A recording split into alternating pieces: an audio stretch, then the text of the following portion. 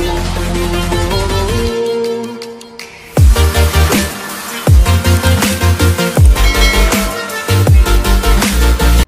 Everyone, so welcome back to Vijay sir's academy. तो guys, आज के इस वीडियो में हम देखने वाले हैं अपने एचईसी के इकोनॉमिक्स का एक क्वेश्चन जो आप लोगों के क्वेश्चन पेपर के अंदर रिसेंटली ऐड हुआ है।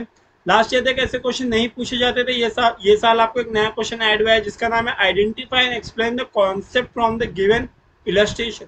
यानी आपको एक एग्जाम्पल दिया गया रहेगा, उस एग्जाम्पल को पढ़ने के बाद आपके दिमाग में कौन सी थियोरी आती है वो एग्जाम्पल को पढ़ के वो थियोरी को लिखना रहेगा।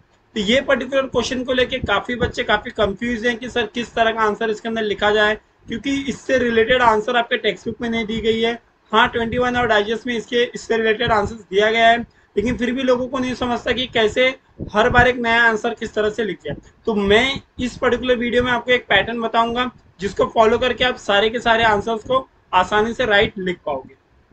तो एक एक करके टोटल 21 क्वेश्चंस को लेते हैं जो आपके सारे के सारे चैप्टर्स में से लिए गए हैं। आपको सारे के सारे क्वेश्चंस देख के कुछ एक पैटर्न समझ में आएगा जिससे आप अपने क्वेश्चन आसानी से सॉल्व कर पाओगे।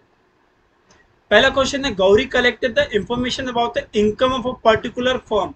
तो जब भी आप ये सेंटेंस देखना, आपको पूरे सेंटेंस और पूरे एग्जाम्पल से लेना देना नहीं है, आप वो वर्ड उसमें ढूंढना जो आपने कभी टेक्स्ट बुक में पढ़ा होगा। तो जब आप ये पर्टिकुलर फर्म ये वर्ड देखते हो तो आपको याद आ जाता है कि आपने ये वर्ड माइक्रो इकोनॉमिक्स में पढ़ा था, जहां पे हम स्टडी करते हैं कोई भी स्मॉल चीजों की, स्मॉल इकोनॉमिक यूनिट की स्टडी करते हैं। फिर बस आपको करना क्या है कि स्मॉल इकोनॉमिक यूनिट की स्टडी कैसे की जाती है उसके बारे में लिखना है।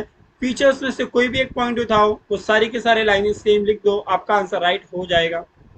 इसमें लिखा है the study of economic behaviour of a particular unit by isolating it from the other forces. दूसरे फोर्सेस से अलग करके हम किसी भी चीज की स्टडी करें तो हम उसे study about a small unit, economic unit बोलते हैं। For example, micro economic deals with a study for individual economic unit such as the individual form, individual price. Second इसमें दिया है आपका, Ramesh decided to take all decisions related to production such as what and how to produce. क्या और कैसे produce करना है। तो बिजनेस डिसीजन है ये फ्री मार्केट इकोनॉमी का, यानी यहाँ पे किसी भी तरह का बाहर का रेस्ट्रिक्शन नहीं है। Producer has to make some decision and in order to achieve efficiency in production में एफिशिएंसी पाने के लिए। Such decisions are collected on a business decision in a free market economy. The producer has to take a business decision regarding price of a product. Producer को सारे decision लेने हैं कि product को किस तरह से इफिशिएंटली बना लेगा और कितना वो अच्छा हो जाएगा। प्रोडक्ट है, प्रोडक्शन कॉस्ट, ये सारी चीजों को देखेगा। In such a situation there is no intervention by the government. हमने लेजर फेयर की एक पॉलिसी पढ़ी हुई थी टेक्स्ट बुक के अंदर, जिसमें गवर्नमेंट किसी भी तरह का इंटरफेरेंस नहीं करेगा आपके प्रोडक्शन के अंदर। थर्ड है, Shabana paid wages to worker in a factory and interest on a bank loan. ये आप लोगों को पता है, फैक्टर्स ऑफ प्रोडक्शन हम किस चीज पे कैपिटल पे इंटरेस्ट भरते हैं और कैसे हम वर्कर लोग को वेजेस देते हैं। Payment of factor price reward, इसके बारे में मैंने बताया था। 4 फैक्टर ऑफ प्रोडक्शन होते हैं, लैंड, लेबर, कैपिटल, एंटरप्रेन्योर। उनको अलग अलग रिवॉर्ड मिलता है, जैसे एंटरप्रेन्योर को प्रॉफिट मिलता है, कैपिटल पे इंटरेस्ट मिलता है, लैंड पे रेंट मिलता है, लेबर को वेजेस पे करने पर।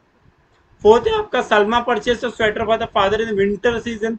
ये आपको पढ़ के कुछ समझ में आ रहा होगा, हमने यूटिलिटी में पढ़ा था कि कौन सी चीज की जरूरत कब सबसे ज्यादा पड़ती है। तो विंटर सीजन में स्वेटर की जरूरत पड़ती है, यानी टाइम यूटिलिटी है, टाइम की वजह से उस चीज का यूज बढ़ गया। फिफ्थ है, Nilesh purchase ornament for his sister. Way position utility है। ऑर्नामेंट जब सोनार के पास था तो उसका कोई काम नहीं था, लेकिन जैसे ही उसका पोजीशन बदला, जैसे उसके ऊपर मालिकाना हक बदलता है, उसका यूज नीलेश के लिए ज्यादा जरूरी है क्योंकि उसे वो अपने सिस्टर को देना है। सिक्स है, Kavita consume 5 unit of the orange one after another. ये वर्ड आपने टेक्स्ट बुक में कहाँ पढ़ा था?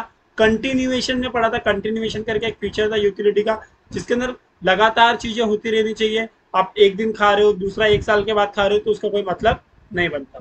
कंटिन्यूटी उसके अंदर होनी चाहिए। कम्युनिटी और कंज्यूम इन क्विक सक्सेशन, ये वर्ड लिखा हुआ है वहां पे देख लो। इससे रिलेटेड पीडीएफ मैं आप लोगों को टेलीग्राम ग्रुप पे डाल दूंगा, जिसका लिंक अवेलेबल है डिस्क्रिप्शन बॉक्स में। प्लीज जाके टेलीग्राम ग्रुप ज्वाइन कीजिए। आपने तो नाम भी सर्च करते हैं विजय सर एकेडमी डिस्कशन ग्रुप, ऐसे करके आप नाम सर्च करेंगे टेलीग्राम तो वहाँ पे भी मेरा ग्रुप मिल जाएगा। क्योंकि बहुत बच्चों ने प्रॉब्लम फेस किया है कि वो लोग का टेलीग्राम ग्रुप ज्वाइन नहीं हो रहा है और कुछ बच्चों का ज्वाइन हो रहा है। तो स्टिल मैं इस चीज़ को देख रहा हूँ कि इसमें क्या ये प्रॉब्लम क्रिएट हो रही है इसे। सेवेंथ है आपका Bhushan refuses to eat fifth chapati after fourth chapati. इसमें भी क्या है, पॉइंट ऑफ सेटिटी, रिफ्यूज कर रहा है यानी अब नहीं खाना है। तो ये पॉइंट ऑफ सेटिटी मैंने आप लोगों को पढ़ाया था टीयू और एमयू में, जब हमने कंपेयर किया था तो एक ऐसा पॉइंट आता है जिसे बोला जाता है पॉइंट ऑफ सेटिटी। जो ऊपर का कर्व जो जाता है टीयू कर्व, जो ऊपर जाके सेटिस्फाई हो जाता है, उसको हम बोलते हैं पॉइंट ऑफ सेटिटी, जहाँ पे हम उसके बाद नहीं खाना है। तो हम वो पॉइंट को इसके अंदर लिख सकते हैं आसानी से। अब एक एक वर्ड को एग्जाम्पल में, एक एक वर्ड है जो आपके टेक्स्ट बुक से रिलेटेड है, बस उसे निकाल के उसकी थ्योरी लिखनी है। एट है Lalita satisfies want writing on ऐसे बाय यूजिंग अ पेन और नोटबुक। यहाँ पे भी यूटिलिटी, अपने नीड को पूरा किया पेन और नोटबुक से। वृंदा रिसीव्स अ मंथली पेंशन 5000। ये पेंशन लिया, पेंशन किस में आता है, ट्रांसफर फंड में आता है। ये मैंने आप लोगों को समझाया था कि ट्रांसफर इनकम क्या होता है। जब हमें कोई गिफ्ट मिलता है, कोई पेंशन मिलता है, कोई ऐसी चीजें मिलती है तो उसे ट्रांसफर इनकम कहा जाता है। नेशनल इनकम में मैंने आप लोगों को एक चीज बताया था, expenditure incurred by the person received by the individual. किसी एक पर्सन द्वारा इंकर किया जाता है, किसी एक जन द्वारा इसे रिसीव किया जाता है। 10 क्या है, Veeru kept aside 100 kgs of wheat produced in a farm for her family। 100 kilo गेहूं वो क्या करता है, हर साल अपने लिए रख लेता है। तो ये क्या, सेल्फ कंजम्पशन। ये भी हमने एक टॉपिक पढ़ा था कंजम्पशन फैक्टर के अंदर कि कब हम चीज अपने लिए रखते हैं और कब हम उसे एक्सपोर्ट करते हैं। 11th है, Sheetal purchases wheat for her bakery from all flour mill. हर एक चक्की से उन्होंने शीतल ने आटा लिया है, किस लिए, बेकरी के लिए। प्राइवेट इन्वेस्टमेंट एक्सपेंडिचर, खुद के लिए इन्वेस्टमेंट करना। Expenditure incurred by the entrepreneur on privately entitled on raw material machinery etcetera for the manufacture of the various goods and services is called private investment expenditure. खुद के लिए जब हम खुद के लिए एक्सपेंडिचर करते तो इसे बोला जाता है प्राइवेट इन्वेस्टमेंट। 12th क्या है, Shobha collected data regarding money value of a final goods and services produce in a country for a financial year 2018 and 19। ये क्या है, measurement of national income by product method. Product method से जब हम national income को calculate करते हैं, सारे के सारे मेथड मैंने आप लोगों को लेक्चर्स में कवर किया है। सभी लोगों ने वीडियो को देखा होगा, जाके वीडियो को देख लेना, समझ में आ जाएगा। इसमें क्या है, measurement of national income bye submitting economic values of all final goods and services. जो फाइनल गुड्स एंड सर्विसेज बनती है उसकी पूरी की पूरी इकोनॉमिक वैल्यू को आपको क्या करना है, मेजर करके साथ में कर लेना। 13th है, राजेंद्र है total stock of 500 gel pens in his shop, which include 200 gel pen produced in a previous financial year। 500 gel pen उसके शॉप के अंदर पड़ी थी, जिसके अंदर से 200 पेन पहले की बनी हुई है। पहले की बनी चीजें अभी रखी, इसे इन्वेंट्री कहा जाता है। तो आंसर्स में इन्वेंट्री लिखोगे, उसके एक्सप्लेन कैसे करोगे। इन्वेंट्री वो चीज है जो स्टॉक में raw material, medium goods, semi finish goods को रखा जाता है लंबे समय के लिए, ताकि हम फ्यूचर में उसे फिर से यूज कर सकें। 14 का, Raghu's father regularly invest money in stock and bond. Raghu के फादर ने स्टॉक और बॉन्ड में अपने पैसे इन्वेस्ट किए, तो इन्वेस्टमेंट इन स्टॉक मार्केट इसको बोला जाता है। अब स्टॉक मार्केट और स्टॉक एक्सचेंज क्या होता है मैंने आप लोगों को बताया। अब जरूरी नहीं है कि इकोनॉमिक से ही रिलेटेड इकोनॉमिक में लिखोगे, कोई जो भी नॉलेज है स्टॉक मार्केट के बारे में कहीं से भी, शायद एसपी से भी आ सकता है, आप उसे आंसर को लिख सकते हो। 15th, Sara makes a monthly contribution to the fund jointly created by our friend, collected fund is then given chosen member through the lucky draw. जैसे मैंने इसके बारे में आप लोगों को बताया था जब हमने फंड के बारे में पढ़ा था। चीट फंड क्या होता है, बहुत लोगों ने मिलकर साथ में पैसा जमा किया, और जितने लोग ने मिलकर जमा किया उनमें से किसी एक को जरूरत पड़ता है तो वो पैसे निकाल के वो ले जा सकता है, उसको बोलते हैं chit fund. Tina deposited lump sum amount of 50,000 in bank for the period of 1 year. एक साल के लिए टीना ने 50,000 रुपया जमा किया। ये क्या होता है, फिक्स डिपॉजिट। अब फिक्स डिपॉजिट के बारे में तो हमने पढ़ा है, आपको सिर्फ सिचुएशन सुनना है, आपको थियोरी अपने दिमाग में अपने आप आ जाएगी।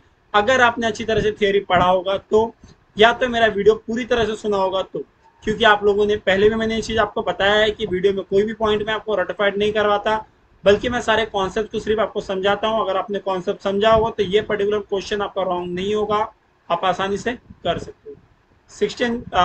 17 क्या है, ABC bank provide a demat facility. Demat ये वर्ड सुनते ही आपको पता चल जाना चाहिए कि यहाँ पे ऑनलाइन बाइंग सेलिंग जो होती है शेयर की, उससे रिलेटेड एक अकाउंट खोला जाता है, जिसे डीमेट बोला जाता है। अब ये फैसिलिटी बैंक भी देती है, जिसे ancillary functions of commercial bank कहा जाता है। यानी एक प्राइमरी फंक्शन होगा, सेकेंडरी फंक्शन होगा और एंसिलरी फंक्शन होता है, जिसके अंदर demat safe deposit locker, internet banking, ये सारी फैसिलिटी बैंक्स आपको प्रोवाइड करती है। 18 क्या है, India purchase petroleum from Iran, बाहर से पेट्रोल मंगाया, यानी इंपोर्ट ट्रेड के बारे में बात हो रही है। आप सिर्फ क्वेश्चन पढ़ोगे आपको आंसर दिमाग में आ जाएगा। Maharashtra purchase wheat from Punjab, internal trade की बात हो रही है, स्टेट वाइज डिस्ट्रीब्यूशन है। तो आई होप ये आपने इंटरनल ट्रेड और एक्सटर्नल ट्रेड सुना होगा लेक्चर पूरी अच्छी तरह से। 20th क्वेश्चन है आपका, England import cotton from India, ये इंट्रापोर्ट है, क्या कर रही है, इंग्लैंड इंडिया से कॉटन मंगा रही है और रेडीमेड गारमेंट बना के उसे मलेशिया में बेच रही है, यानी एक जगह से आया दूसरी जगह गया, तो उसे इंट्रापोर्ट ट्रेड बोला जाता है। तीनों टाइप मैंने अच्छी तरह से कवर किया है, आप लोगों ने वीडियो देखा होगा तो आपको आसानी से ये चीज समझ में आ जाएगी। आपका लास्ट क्वेश्चन है, जापान सेल से स्मार्टफोन टू म्यांमार, ये एक्सपोर्ट ट्रेड होता है जहाँ पे जापान म्यांमार को फोन बेच रही है। तो ये टोटल 21 क्वेश्चन थे, ऑलमोस्ट सारे चैप्टर से जो इंपॉर्टेंट क्वेश्चन थे यहाँ पे कवर कर लिए गए इस पर्टिकुलर पीडीएफ के अंदर, और आंसर्स को कैसे लिखना है ये आपको समझ में आ गया है। तो अभी के इस वीडियो में यहीं तक रखते हैं, इसी तरह से मैं आपके ओसीएम के भी लेके आऊंगा, इससे रिलेटेड क्वेश्चन एसपी के भी लेके आऊंगा। एसपी के में आपको जो भी क्वेश्चन मैंने अभी तक कवर किए हैं इको और ओसी में, वो सारी चीजें कवर करूंगा। तीनों सब्जेक्ट के सारे ऑब्जेक्टिव क्वेश्चन इस चैनल पे आपको मिल जाएंगे। वीडियो थोड़ा लॉन्ग होगा मगर प्लीज वीडियो को ज्यादा से ज्यादा शेयर करना, चैनल को सब्सक्राइब कर लेना। अभी के इस वीडियो में बस यहीं तक रखते हैं, मिलते हैं अगले वीडियो में, तब तक के लिए bye bye, take care, be safe, be at home.